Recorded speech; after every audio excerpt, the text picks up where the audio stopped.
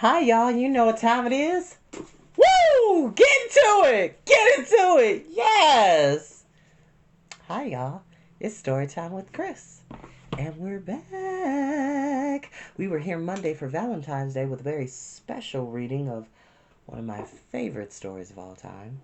One of my favorite love stories of all time. One of my favorite fairy tales of all time, Beauty and the Beast.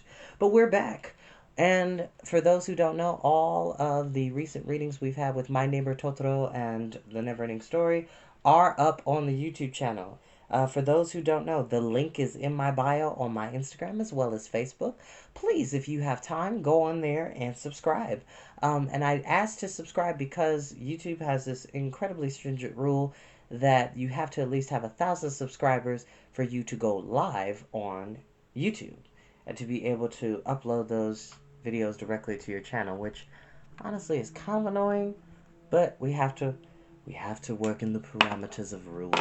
We have to work in things we can do. Okay, I was a little crooked. Okay, but you can see me. Got my main friend Artemis here. He's awesome.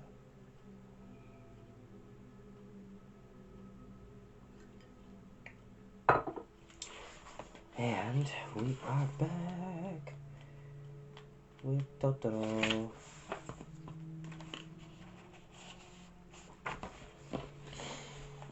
But I hope everybody is having a good night. Suffice to say, my day started off very good with a couple of mincing frustrations with specific people that try to rain on one's parade, I should say. But what I've been taught is to not give energy to people who are irrelevant and don't really matter. You don't grace people with a response. People who annoy you, or people who say something rude to you, or people who are inconsiderate. You don't grace those people with a response. So I'm going to take my mother's advice, and I'm going to just leave it at that. Okay? Great. And of course, as has been the running trend on this channel, Mr. Ambiance is giving our music tonight. And it's amazing. Please check them out. Yes, Febreze. They're not paying me. And I do not own the music that you're hearing in the background. But as I will soon get started, sit back, relax, and enjoy the show. Oh, goodness. Ooh. Oh, I didn't even know they still made that.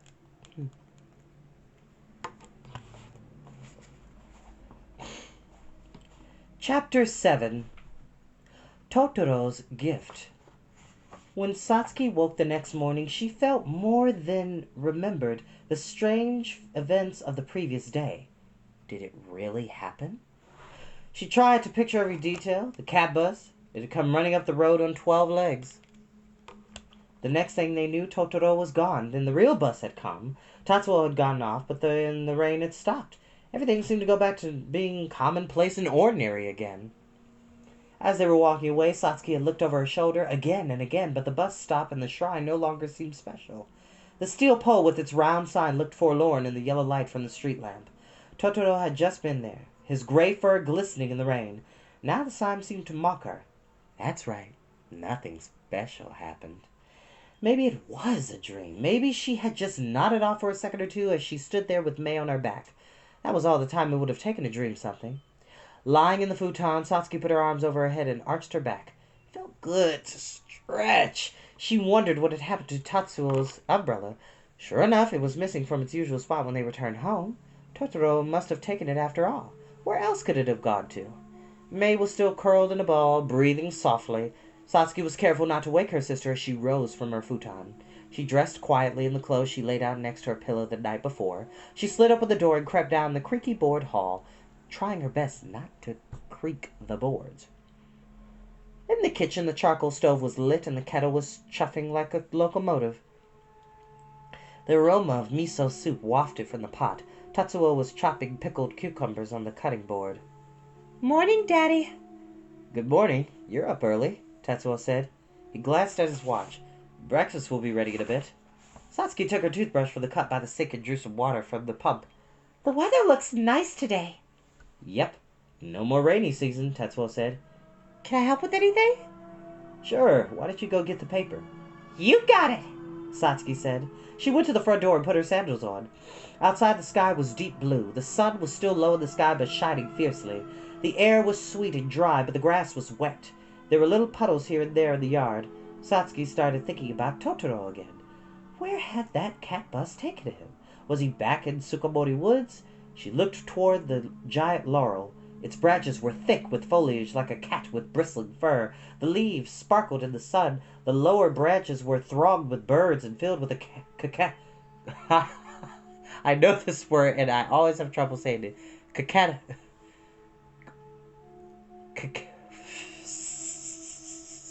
Sorry, y'all. I always have trouble saying this word. Canopy of twittering and chirping were like a joyous commentary on the weather. Satsuki was just starting down the path to the road when she saw it. Tetsuo's umbrella was halfway down the path. It was still open. Her eyes widened in astonishment. For a moment she wondered if she might not see Totoro step out from behind it. Why was it here? Who had left it? Heart pounding, she rushed down the path. She was going so fast the umbrella moved a little as she ran up to it.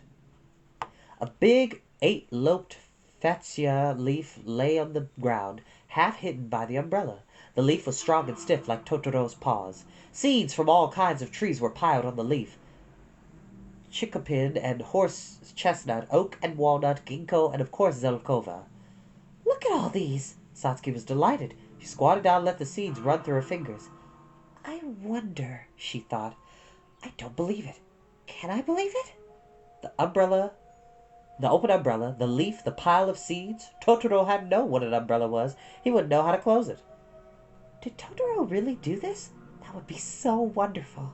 Satsuki loved Totoro. He had been so kind to her in May. The umbrella had hardly been big enough to keep him dry, but he stood right next to her, holding it for the longest time, while she heard things she'd never heard before.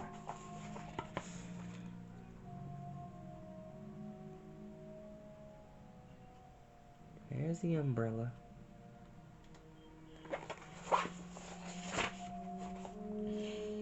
And by the way, kids, for the kids and families that are watching, life tends to throw us curveballs. So when something unusual or extraordinary happens, don't question it.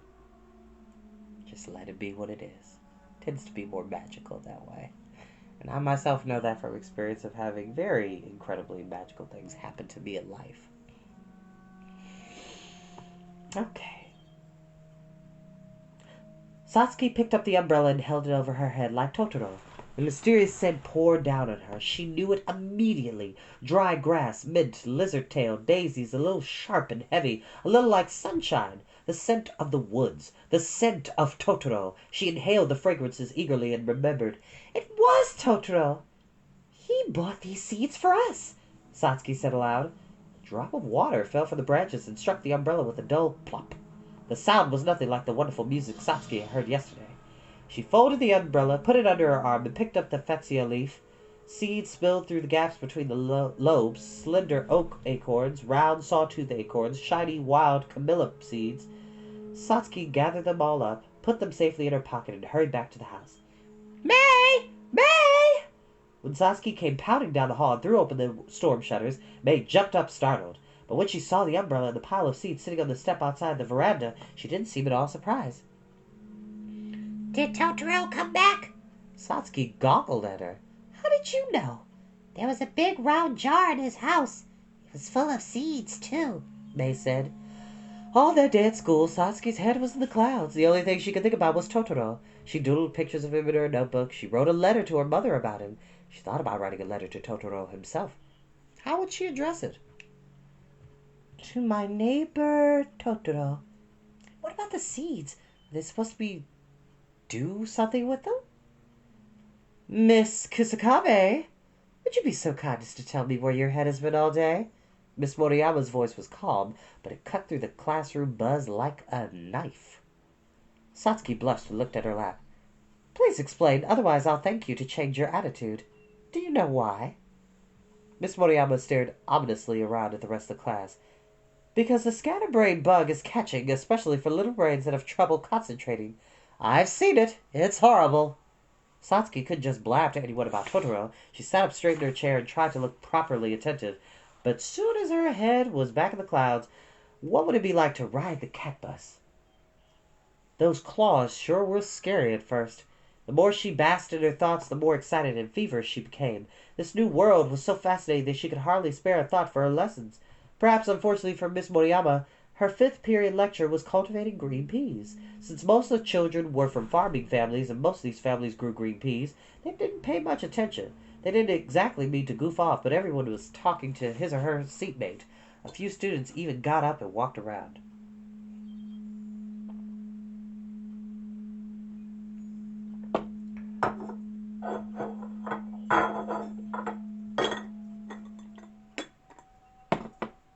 He's amazing.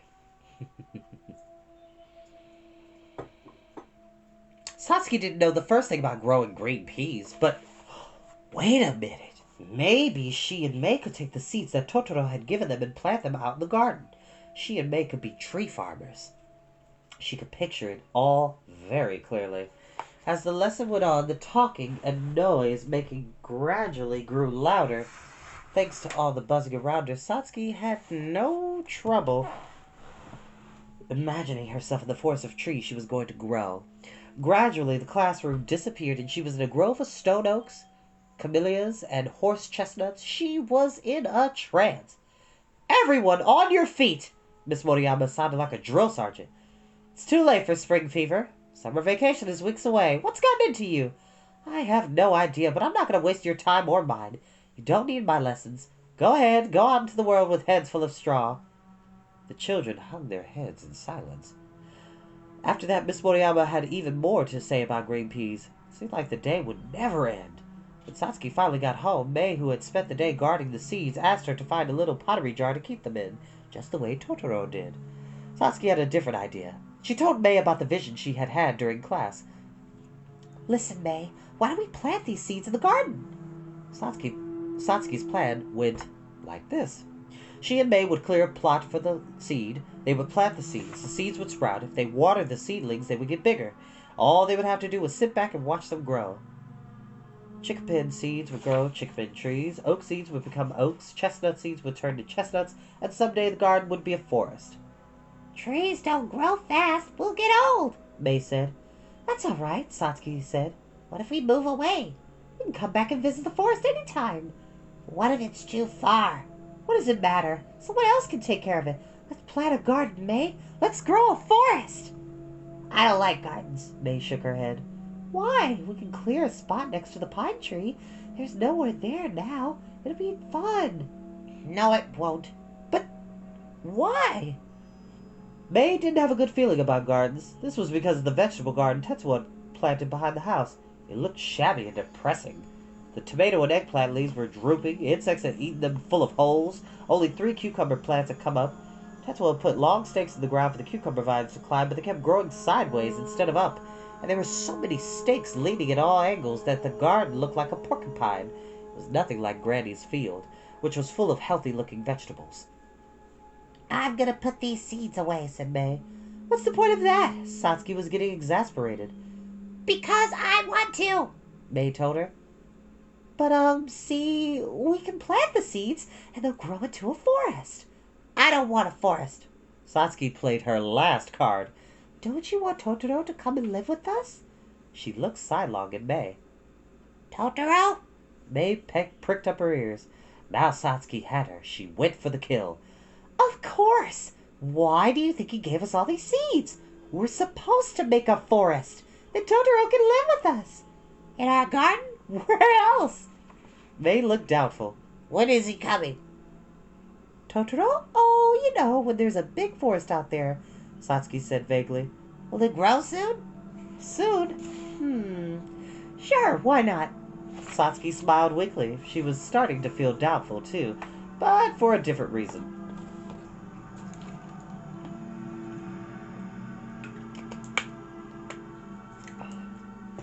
I drank a little bit of my tea before I started, so I ran out. That's why I have backup. Thank you, vitamin water. Really? May was overjoyed. I'm gonna make a garden. I decided. She looked expectantly at Satsuki, but there was no answer. Come on, Satsuki, let's start. Sure, we should do that. Satsuki was a little disgusted at herself for tricking her sister. Listen, May, what do you do if the seeds don't sprout right away? It's okay. They'll grow fast. Seeds don't always sprout, you know. These ones will. So the two sisters made a little garden by the pine tree. First, they pulled all the weeds. Some of the weeds were taller than both of them. They cleared a space that was as close to a square as they could make it. That was enough work to make them sweaty and dirty. Next, they tilled the soil. Satsuki used a hoe. May used a little shovel. The soil was full of rocks. The sun was hot and the ground was muddy. May, I don't think this part of the garden, Satsuki said, panting, used to be farmland. She was kicking rocks from her feet, and the ones that were too big to pull out with her hands. She remembered what Granny Ogaki had told Tatsuo when he planted his vegetables behind the house. This used to be farmland. Good soil for growing things. The soil near the pine tree was hard. It was difficult for a child to dig more than a few inches into it. The space they cleared wasn't much bigger than a flower bed. As the sun sank low and the late afternoon breeze began to blow, Satsuki gathered all the rocks and used them to make a border around the plot. Finally, they dug little holes with their fingers, filled them with water from the watering can, and dropped a seed in each one. They covered the seeds with loose earth. May, don't plant them so close together, Satsuki said. The well-watered plot looked impressive and beautiful after they planted all of Totoro's seeds in 3 slightly crooked rows. The black earth seemed to promise that the seeds would sprout and grow into a gigantic forest. After they start growing, we can replant some of them farther away to make more room, Satsuki said. She believed in Totoro. His seeds were certain to grow. Every day they watered the seeds and waited for them to come up out of the soil. Whenever May went to the garden to play, she would pay a visit to the little plot and squat next to the rock border, searching for signs of life. After a few days, Satsuki began to worry that May would call her a liar and demand to know why nothing was growing. When Granny saw what they had done, she told them, "It's the wrong time of year for planting trees. You come by the house. You can take some rose balsam and plant it right here. The purple flowers are pretty." Still, the children were determined to have a forest, and they watered the seeds every day. But as the days passed and June became July with no signs of life, they began to give up hope. Perhaps the seeds wanted to stay hidden forever. Still, they were Totoro's gift. They must be different from ordinary seeds. No matter how long it took, Satsuki and May would keep watching and watering them. The night of the full moon came. The frogs in the grass sang a midsummer chorus. Crickets chirped from shadows beneath the bushes, which, by the way, we are going to read A Cricket in Times Square for those who are familiar with that story. It's one of my favorites. A lone cicada, reluctant to go to sleep, trilled from its perch halfway up to a tree. The night was hot and humid. It was well past midnight. The moon shone down on the haunted house of Matsugo with a soft, mysterious glow. Its light came from the garden through the open storm shutter, flowed through the mosquito netting Tetsuo had set up for the first time this year, and caressed the sleeping forms of Satsuki and May. A cool breeze whispered through the open shutter. The green netting swayed gently. The little bell Satsuki had hung under the eaves tinkled softly. Satsuki wasn't sure whether it was the moonlight or the bell that woke her suddenly. When she opened her eyes, she was enveloped in sound that seemed to fill the night sky. At first she thought she might be dreaming. Perhaps there was a festival going on in the village. She could hear the comical rustic tones of a flute. Its music seemed to float somewhere above the roof. It was a deep, regular reverberation, like someone pounding on a huge drum or metronome for a symphony played by the leaves of the forest, the croaking of the frogs, and the gurgling of the stream. Curious and still half asleep, Satsuki turned on her stomach and peered out into the garden. Totoro was there in the garden, in the moonlight. Not just Totoro, but Totoros. 2 little creatures who looked very much like him. They were marching around the sick bed. She reached over and shook May awake. "Wake up, May! It's Totoro! He's in the garden!" To Satsuki, it looked like the whole garden was swaying and moving in a mysterious night festival. The full moon peeked over the Sukamori laurel, peering down at Totoro and his companions as they formed a strange procession. Procession is another way of marching or following the leader, basically. To Satsuki, it looked. Oh, excuse me. He's got the umbrella. Satsuki's voice was hoarse with surprise. How did he get a hold of Tetsuo's umbrella again? They like umbrellas, May said. The girls squinted. The smallest Totoro held the stem of a sprout in its mouth, with the leaf over its milky white body like an umbrella. Its larger companion was blue and held a lotus leaf over his head. There wasn't a hint of rain, but that didn't seem to matter a bit. Oh, excuse me. Umbrellas seemed to have caught on with the Totoros. The creatures marched solemnly around the seed bed, large, medium, and small. Sometimes they leapt soundlessly from one end to the other. Where they landed, soot sprouts like pitch-black dandelion fluff would scatter and rise into the skies. Like something in a dream, the creatures leapt lightly over the seeds again and again. Each time they came to rest, the red zinnias near the pine tree would open and close, open and close. Satsuki and May leapt from their beds and dashed outside into the cool, silky breeze. They stretched their arms toward the starry sky and ran barefoot across the grass with Totoro. Come now. Come, frolic and dance. On a night like this, no one can keep still. The wind swirled around them. The branches of the trees bent up and down, hurrying the soot sprites on their way into the sky. Mint and lizard tail, dry grass and daisies, the smell of sunshine under a full moon. The Totoros stood in a row by the seed bed. They were looking intently at something. Satsuki and May saw transparent delicate foam rising into the air out of the ground. Astonished, the girls watched as Totoro and his little companions began to play with the foam. Right away, May imitated them. She began batting the foam around with both hands. Totoro used his long claws to spin the translucent ice-colored foam into long white chains. Fascinated, Satsuki imitated Totoro as he drew the foam into long strands and threw them all over the garden. The foam was pleasantly cool to the touch, and to Satsuki it was heavier than it looked. Soon the garden was decked with beautiful, lacy strands of foam that glowed golden in the moonlight and swayed in the breeze. Look, May, all the trees in the garden look like Christmas trees, Satsuki said. Totoro gave a strange call, like tree trunks creaking in the wind. The foam disappeared. The garden grew silent. Totoro's ears twitched as if they had caught something faint. Satsuki knew immediately, though she did not know why, that Totoro had heard a voice in the earth and was answering. It was the seeds.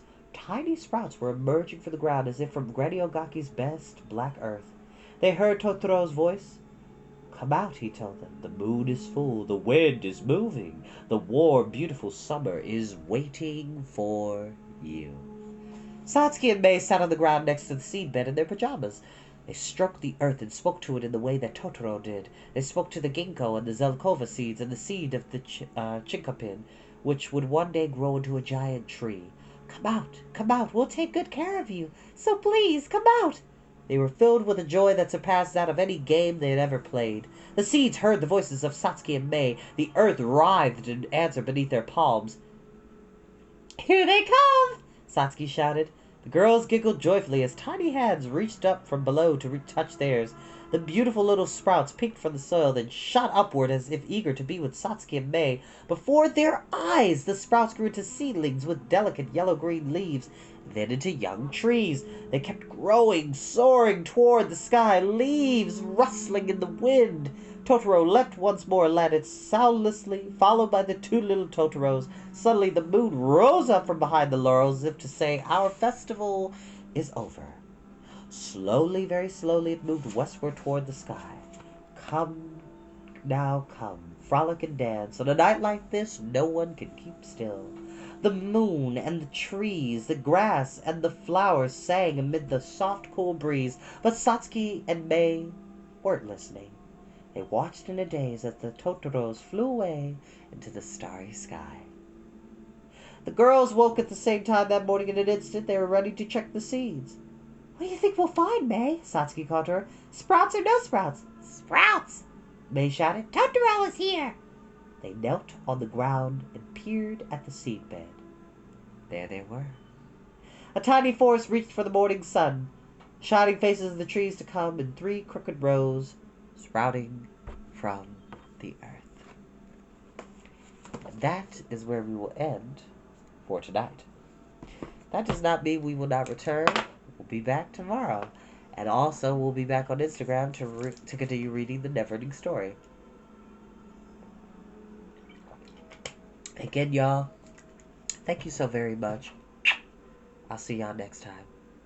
Be good to each other, be patient with people, and try our best to make this world a better place, one step and one kind act at a time. Thank you.